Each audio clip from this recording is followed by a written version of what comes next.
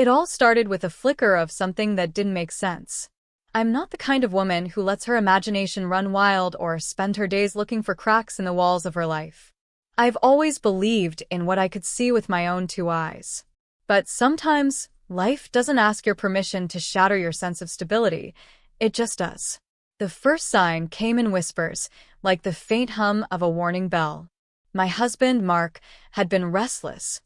Quiet where he'd normally be talkative, hesitant when I asked simple questions. And then there was my daughter, Lana. She was acting strange too, like she carried a secret that she was trying to keep from slipping out. I told myself I was overthinking it. Maybe they were just in some awkward phase where they didn't know how to be around each other. But I couldn't shake the feeling. It wasn't long before I noticed how Mark's gaze lingered too long when Lana walked into a room. It wasn't the way a stepfather should look at his wife's daughter, not even close. There was something more, something that made my stomach churn. Then came the late-night arguments I couldn't quite hear through the walls. Soft murmurs between them in the hallway. I wasn't naive enough to mistake it for innocent small talk. It was something else. One evening, I decided enough was enough. I stayed up late after Mark had gone to bed, waiting for Lana to come home. She'd started staying out more often, but I knew better. When she finally came through the door, I stood in the living room with my arms crossed. Her eyes widened for a split second before she regained her composure. "Mom, why are you still awake?" she asked, trying to sound casual. I didn't answer right away. I stared at her, searching for the truth in her expression. "Where were you?" Lana hesitated, just for a breath, but it was enough. My gut knew the answer before my brain could catch up. She gave me a half-hearted story about studying at a friend's house. I didn't need proof to know it was a lie. And Mark? He was conveniently asleep upstairs, pretending nothing was wrong. It was time to act. I wasn't the type to cry in the corner and hope someone confessed. If there was a truth to uncover, I was going to rip it out of the shadows myself. And I knew exactly where to start. Instead of asking her more questions, I walked past her to the stairs. I didn't care how late it was. I was done playing the clueless wife. When I opened our bedroom door, Mark sat up, blinking in confusion. "What's wrong?" he asked, though his face already told me he knew. I shut the door behind me, stood at the edge of the bed, and crossed my arms. "You tell me, Mark." He swallowed hard, and in that moment, I knew I was right. Mark's face drained of color, his expression giving away everything he refused to say out loud. He sat frozen, as though he could will the moment away. The weight of the silence between us was crushing, like a storm waiting to break. He didn't need to speak for me to understand his guilt. I could see it in the way he avoided my gaze, in the way his shoulders slumped under the weight of the truth. I stayed where I was, arms crossed, my mind racing with a million questions I never thought I'd have to ask. The betrayal was no longer just a suspicion. It was real, undeniable, and sitting right in front of me. I didn't waste time pretending to be calm. Grabbing his phone from the nightstand, I watched him jolt upright, panic flashing across his face like a warning flare. His hand shot forward, but he stopped himself just short of trying to take it back. That hesitation spoke louder than any excuse he could come up with. Unlocking the phone was almost too easy. His reluctance was louder than any protest he could have voiced. The messages confirmed what my gut already knew, conversations that had started innocently enough but spiraled into something darker, more twisted. Words that shouldn't have passed between them. Compliments meant for someone you admire from a distance, not for someone you're supposed to protect. And then there it was, the message that unraveled the last thread of my composure. A simple line, but it might as well have been a dagger. "I can't stop thinking about last night." The air seemed to leave the room, replaced by a deafening hum. The betrayal felt suffocating, coiling around my chest. Everything I'd built my life around, the trust, the partnership, lay in ruins. I closed my eyes for a moment, but the words were burned into my mind. Mark's shallow, ragged breaths broke through the silence. When I opened my eyes, he was staring at the floor, as if the answers he couldn't give me might be hidden in the carpet. There was no strength left in his posture, only the hollow shape of regret. His attempts to explain sounded brittle, as though he was trying to convince himself it had all been a mistake. Months. That was how long this had been going on. The timeline stretched across memories of ordinary days, dinners at home, quiet weekends, moments I thought we'd shared as a family. All the while, this shadow had lurked beneath the surface. I barely registered his attempts to justify himself. Something about feeling alone, about being listened to when things between us felt distant. The words meant nothing to me. Nothing justified what he'd done. The thought of Lana, the child I'd raised, the girl who used to confide in me, made the betrayal feel even colder. The anger in me twisted tighter, not from helplessness, but from the clarity of knowing exactly what I needed to do. Mark's regret filled the room like a stale fog as he begged for something that sounded suspiciously like forgiveness. But I couldn't give him that. I wouldn't. The ruins of what we had weren't something that could be pieced back together with apologies. He seemed to realize it, too, as his words faltered and his voice cracked under the weight of my silence. There was still one more piece of this mess to confront. Lana had answers I needed, and I wasn't about to wait around while they stayed buried. Without a word, I reached for my car keys. Mark's voice, strained and desperate, tried to pull me back. The sheer panic in his tone only hardened my resolve. I didn't need his approval or permission. I needed the truth. The door closed behind me with a finality that left Mark alone with his guilt. Whatever happened next, he would have no say in it. This wasn't his story to control anymore. The drive felt longer than it should have, each passing streetlight illuminating the chaos swirling in my mind. I gripped the steering wheel so tightly that my knuckles turned white. The anger felt like a living thing, coiled and ready to strike, but underneath it was something else, a need for answers. When I pulled up to the apartment Lana shared with a friend, the building looked the same as always, quiet, unassuming, ordinary. But nothing felt ordinary anymore. I climbed the steps two at a time, refusing to let doubt creep in. I wasn't here for a polite conversation. The door opened after a few sharp knocks. Lana's face appeared in the gap, pale and hesitant.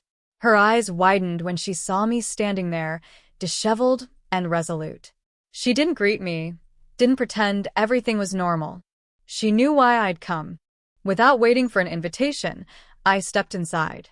The door clicked shut behind me, sealing us into an unbearable silence. She stood a few feet away, arms crossed protectively, as though she could shield herself from what was coming. I took a slow, steady breath, forcing my voice to stay even. I didn't need to raise it to make her feel the weight of my words. I told her I knew everything. The texts, the nights she didn't come home, the betrayal that had unraveled everything I thought I knew about both of them. Her posture faltered for a second, the mask slipping. I caught the flicker of guilt in her eyes, the way her lips pressed into a thin, trembling line. She didn't deny it. She didn't try to spin some ridiculous story. That silence was louder than any confession. I pressed on, asking the one question that had burned in my mind since the moment I'd read those messages. Why? Why him? Why betray me like this? Her response wasn't dramatic. It wasn't even defensive. It was quiet, almost pitiful in its simplicity. She said she never planned for it to happen, that it started with him comforting her when she felt lost. One moment bled into another until the line between right and wrong disappeared altogether. Hearing her talk about their secret felt like watching someone tear pages out of a book I'd written, scribbling over the parts that mattered. Her words didn't make it any easier to swallow. She spoke about Mark as though he was some kind of savior, a man who filled some void she couldn't explain. I couldn't believe what I was hearing. The girl I'd raised, the one I'd given everything for, standing there and admitting that she'd burned our family to the ground for what? Comfort? Attention? I felt disgusted, not just with her, but with him, with myself, with everything. My anger surged again, sharp and electric. I told her there was no excuse, no justification for what she'd done. She didn't cry, though I could see she wanted to. Instead, she whispered that she'd never meant to hurt me. But the damage was done. The room felt too small, the air too thick with everything left unsaid. I told her I was done listening to her self-pity, done with her pathetic attempts to explain away the unforgivable. And then I left. As I walked back to the car, the night felt colder. The questions still hung over me, but I knew one thing with absolute certainty: Mark's remorse, Lana's guilt. They meant nothing. They'd destroyed the life I'd built, and now they'd have to live in the wreckage they created. But this wasn't over. Not yet. The drive home felt heavier this time, like the weight of the truth had seeped into my bones. The conversation with Lana kept replaying in my mind, each word sharpening my fury. There was no moment of clarity, no sudden revelation that made anything easier to bear. The facts remained unchanged. They had both betrayed me, and no amount of regret or explanation could undo it. When I pulled into the driveway, the house loomed in front of me like a monument to everything that had crumbled inside. Mark was waiting at the window, his silhouette tense and unmoving. The second I opened the door, he was there, hovering like a ghost. His face was drawn, eyes hollow. It was as if he'd aged years in the time I was gone. I didn't give him the satisfaction of a greeting. I brushed past him, my focus sharp and unwavering. He trailed behind me like a shadow, muttering half-formed sentences, apologies, explanations, pathetic scraps of regret that barely held together. I didn't slow down, didn't acknowledge him. He didn't deserve that. In the kitchen, I stopped abruptly, gripping the counter as if it could hold me steady. The air between us was thick with things neither of us dared to say yet. I finally turned, meeting his gaze head-on. His eyes were pleading, searching for something, maybe forgiveness, maybe mercy, but he wasn't going to find it here. He spoke quietly, almost as though he was afraid of shattering the silence. He told me that he'd made the worst mistake of his life, that he hated himself for what he'd done. He said he was ashamed, that he'd give anything to take it back. The words felt rehearsed, hollow. I told him as much, made it clear that his guilt didn't absolve him of what he'd done. He wanted me to believe this was some temporary madness, a mistake born out of weakness. But weakness wasn't an excuse. It was just another crack in his character. When I asked him why, he faltered. His explanations sounded even weaker coming from his own mouth. He spoke about feeling distant, about the way Lana had been there when everything between us felt strained. He described it like some cruel inevitability, as though the destruction of our family had been waiting all along. I wasn't having it. I told him the truth he refused to admit. He'd made a choice. He hadn't stumbled into this. He'd walked into it, step by step, knowing exactly what he was risking. He'd destroyed everything for a fleeting, selfish desire. The pain in his eyes deepened, but I didn't soften. I couldn't. He needed to feel it all, needed to drown in it the way I had. He begged me to believe that he still loved me, that what happened hadn't erased the life we'd built. He said he'd do anything to make it right. But the house we built together felt like a grave now. Every corner was haunted by what I'd learned. I told him as much, watching the realization settle in his expression like ash. He still didn't understand that his regret wasn't enough. The silence that followed was thick and final. He asked if there was any chance for us, if I could ever forgive him. I didn't answer right away. I needed to walk through the wreckage of everything he'd done before I could figure out what came next. I left him standing in the kitchen, hollow and broken. The truth was, I didn't know what my next move would be, but I did know one thing. Whatever happened, he was going to live with the consequences of what he'd done. Every single day did I spend the next few days moving through life like a ghost. The house felt like a stage, every room holding memories that now felt tainted. The smallest things became unbearable.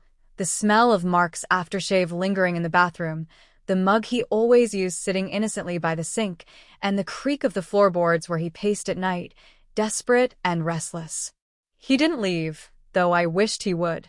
Instead, he tried to shrink into the background, as though his silence could somehow erase what he'd done. I wasn't the kind of woman to lose myself in grief, but I felt the weight of everything pressing down, daring me to break. But I didn't break. Instead, I did what he never expected. I began to take control of what remained. My first step was calling Lana's friend, the one she was supposedly staying with on those long nights. I wanted to know how deep the lies went. The conversation was brief, but revealing. Her friend stammered through excuses before admitting she hadn't seen Lana in weeks. That sealed it for me. There was no ambiguity left, no room for doubt. Mark watched me as I hung up the phone. His face was pale, his eyes full of something between shame and fear. He knew I wasn't going to let this go. I didn't say a word to him as I grabbed my purse and headed out the door again. This time, I wasn't searching for answers, I already had those. Now, I was after something else. Closure. Driving back to Lana's apartment felt different this time. There was no rage simmering beneath the surface, no overwhelming need to scream or demand confessions. I'd gotten what I needed. Now it was time for her to face what she'd done. When she opened the door, she looked tired, gaunt, even. She knew this wasn't going to be a mother-daughter, heart-to-heart. I told her to sit down, and for once, she obeyed without a word. I let the silence stretch between us until it became unbearable. When I finally spoke, my voice was steady, but each word cut deep.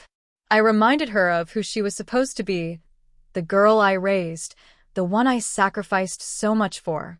I listed everything I'd done for her. The years spent making sure she had what she needed, the moments I'd chosen her over myself. And then, I laid out the truth. She had betrayed me in a way that no daughter ever should. Her hands trembled in her lap. She started to cry, but I didn't offer her comfort. She needed to sit in that moment and feel the full weight of what she'd done. I wasn't there to be the forgiving mother or the heartbroken wife. I was there to reclaim my dignity. She admitted everything, though I didn't need her to. She confessed how it started, how she thought it was love, how she now knew it was a mistake. She spoke about regret like it was a shield, something she could hide behind to soften the blow. But I wasn't interested in her regret. I was interested in what came next. I told her she had a choice to make, one that would define the rest of her life. She could continue down the path she'd chosen and lose everyone who ever cared about her, or she could figure out what kind of person she really wanted to be. Either way, I wasn't going to hold her hand through it. By the time I left, her sobs echoed through the hallway, but they didn't move me. I had already shed my last tear over this. Back at home, Mark was still waiting. He asked what I'd done, his voice filled with dread. I looked at him and told him the truth. I was done letting them dictate how my life would unfold. For the first time in days, I felt something close to peace. I wasn't done yet, but I was starting to see a way out of the wreckage. The next morning, the house was eerily quiet. Mark wasn't in the kitchen, and for a brief, blissful moment, I imagined he'd packed his bags and left for good. But when I walked into the living room, he was there, slumped on the couch, head in his hands, looking like he hadn't slept at all. His presence felt like a shadow that refused to lift. I could tell he wanted to say something, but I wasn't in the mood for more empty apologies. Instead, I sat across from him, arms crossed, and stared until he couldn't avoid my gaze. Whatever he wanted to say, I needed to hear it all without his usual attempts to soften the truth. He finally spoke, his voice raw and low. He told me that he'd reached out to his brother for advice, trying to make sense of everything after I confronted Lana.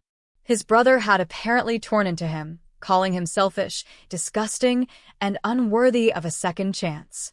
For once, I found myself agreeing with his brother. Mark's confession didn't end there.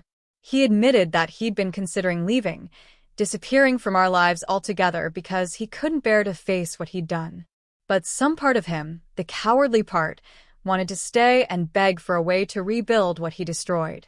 I watched him as he spoke, trying to decide what kind of man he really was, a man who made one catastrophic mistake or someone who was always destined to wreck everything in his path.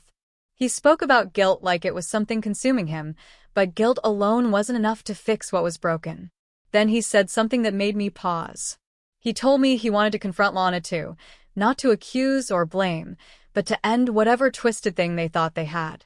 He claimed he'd let it spiral because he was weak, but now he wanted to close that door for good. A bitter laugh escaped me before I could stop it. He thought he could just end it like ripping off a bandage? As if his words alone could undo the betrayal?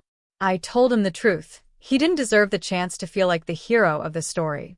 There was no version of this where he came out looking like a man who'd finally done the right thing. Still, I realized something as I looked at him. A part of me wanted to see how far he was willing to go to fix the mess he'd made. Not for his sake, but for my own closure.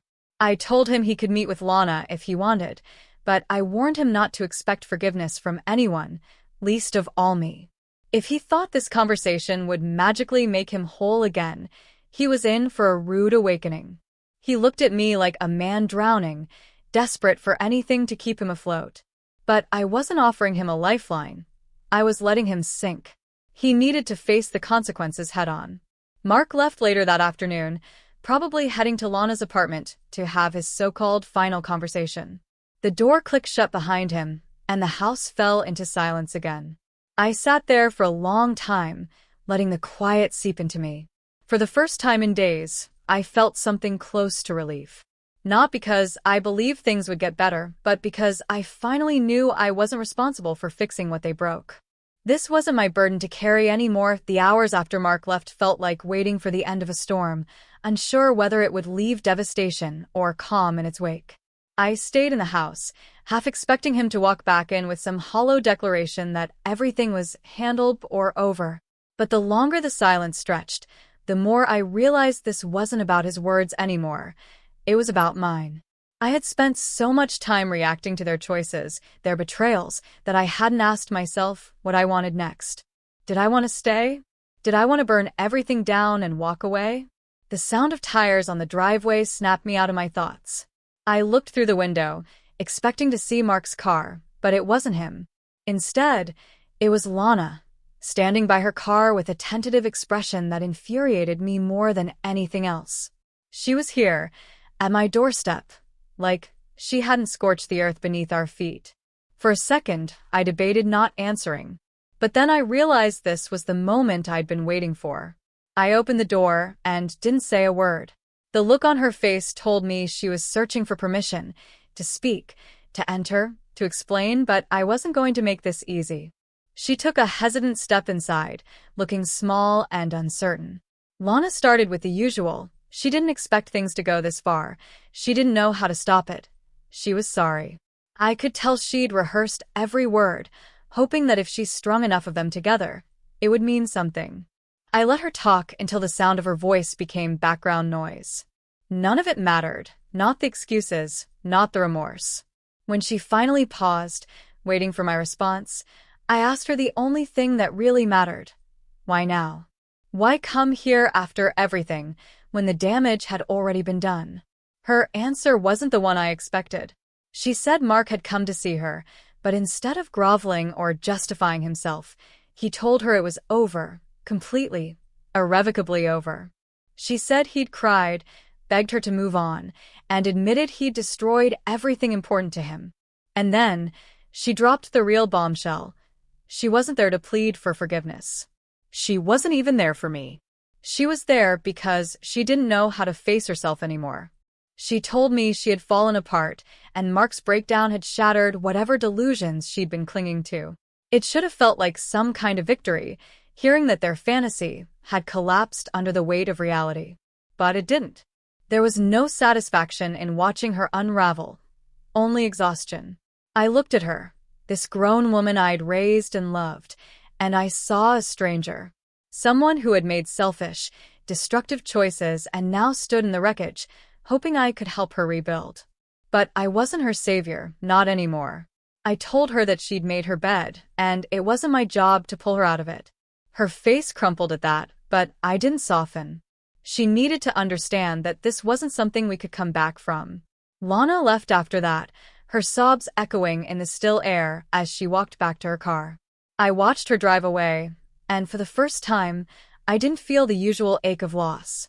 What she'd done had changed everything, and while I still felt the weight of it, I no longer felt responsible for her pain. She wasn't a child anymore. She was a grown woman who had ruined her own life. When Mark returned hours later, he looked worn down, like whatever hope he'd carried had finally broken apart. He stood in the doorway, silent and unsure. I told him to sit down, and for the first time, he obeyed without hesitation. He didn't speak, waiting for me to make the first move. I told him that Lana had come by, that she'd confirmed what I already knew. Whatever fantasy they'd shared had fallen apart. And then I told him the hardest truth of all. It didn't matter. What mattered was the life he'd burned down and the choices I had left. The house felt unbearably quiet as he stared at me, waiting for the final verdict. I wasn't ready to give it, not yet. I needed to sit in the silence a little longer, to feel the weight of every decision that had led to this moment. But one thing was certain. I wasn't the same woman who had stood in this kitchen days ago, blindsided and broken. This time, I was in control. The silence stretched between us, heavy and suffocating. Mark sat at the table, shoulders slumped, eyes hollow. He looked like a man who had nothing left to fight for. But that wasn't my problem anymore. I wasn't here to save him. I sat down across from him, my hands resting calmly on the table. For a long moment, I didn't speak. I needed him to feel the weight of what he'd done, to sit in the discomfort without any escape. His remorse was loud, filling the room like a plea, but I wasn't moved by it. Finally, I spoke, my voice steady and deliberate. I told him I had spent enough time thinking about his choices, Lana's betrayal, and everything they had taken from me. I made it clear that their regret wasn't enough to fix what they'd broken. This wasn't something that could be stitched back together with apologies and promises. Mark listened, barely breathing, as if he knew these words would determine the rest of his life. His eyes searched mine, but I didn't give him anything to hold on to. I wasn't here to soothe his pain. I laid out the truth in plain terms. There was no version of the story where things went back to the way they were. I wasn't interested in pretending that forgiveness was an option. I wasn't going to rebuild something that had been reduced to ashes. His hands trembled on the table as he asked me if there was any chance, that I could still see him as the man I married. I looked him in the eyes and told him the truth. That man no longer existed. He had destroyed the best parts of himself the moment he crossed that line with Lana. I watched the words hit him like a blow. The fight in him, the small flicker of hope, died out in that instant. He nodded slowly, as if accepting the death of a dream. Then, for the first time since this nightmare began, I let myself breathe. I told him that I didn't hate him. I didn't even care enough to hate him. What I felt was emptiness, the kind that doesn't leave room for second chances. I wanted to move forward, free of the ghosts they had created. He asked where that left us, his voice barely above a whisper. I stood up, my decision as clear as it had ever been. I told him he needed to leave. Not tomorrow, not after one more conversation, but now. He had no place in my home, no place in my life. Whatever remorse he felt was his burden to carry, not mine. For a moment, he didn't move, as though he needed time to process that it was really over. And then he stood, slow and defeated, and walked toward the stairs to gather his things. I didn't follow him. I didn't need to see him go. Minutes later, the front door opened, and the sound of it closing behind him was final. The house was mine again, quiet and empty, but mine. As I stood there, staring at the place where he'd stood, I felt something strange. Peace. Not joy, not triumph, but peace. I had reclaimed my life from the wreckage they'd left behind. I knew there would still be moments of pain, echoes of everything I'd lost. But they didn't own me anymore. Mark and Lana had made their choices. Now it was time for me to make mine. I poured myself a glass of wine, sat by the window, and watched the sky darken into night. For the first time in days, I wasn't consumed by questions or anger. The storm had passed, and I was still standing. And I would keep standing.